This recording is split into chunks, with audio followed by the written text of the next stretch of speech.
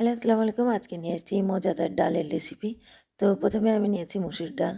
এখানে ২ ঘন্টা আগে ভিজিয়ে রেখেছিলাম। তারপরে এখানে তেলে দিয়ে দিলাম আ জিরা, তেজপাতা আর গোটা গরম মসলা। তারপরে দিয়ে দিলাম আদা, রসুন, পেঁয়াজ আর কাঁচামরিচ। এই সবগুলিকে আমি ভেজে নেব। একদম লাল, লাল করে ভাজতে হবে। উ দেখেন আমি লাল, লাল করে ভেজে নেব। একটু সময় নিয়ে লাল, লাল করে ভেজে নেবেন।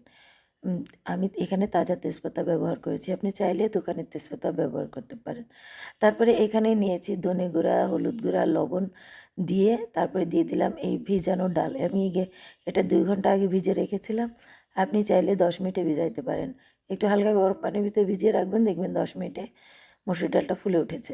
তারপরে দেখেন এখানে আমি দিয়ে দি এ ভালো করে ভেজে নিয়েছি ডালটা। সব মশলার সাথে ভুনে নেবেন। ভুনে নিয়ে গরম পানি দেওয়ার চেষ্টা করবেন। তারপরে দেখেন ডালে এই যে এইগুলো, এগুলো স্বাস্থ্যের জন্য খুবই ক্ষতিকর। ডালের উপরে যে ফেনাগুলো এগুলো তুলে ফেলবেন, তুলে ফেলে দিবেন। তাহলে ডালের কালারটাও সুন্দর আসবে এবং ডাল স্বাস্থ্যকরও হবে। এটা কিন্তু আমাদের স্বাস্থ্যের জন্য ক্ষতি। তো সবগুলি তুলে ফেলে দেখেন আমি ডালটাকে সেদ্ধ করে নিয়ে ভালো করে এভাবে আমি ঘুটুনি দিয়ে না এটা দিয়েই আ একটু ঘুটে নিই। তো আপনিও এটা দিয়ে ঘুটতে পারেন। খুবই ভালো হয়। এজন্য আমি এটাই ব্যবহার করি। তারপরে এখানে লাস্টে দিয়ে দিবেন এখানে ফোড়ন। আমি এখানে আ এখানে ৫ ফোড়ন দিয়েছি তেল গরম করে।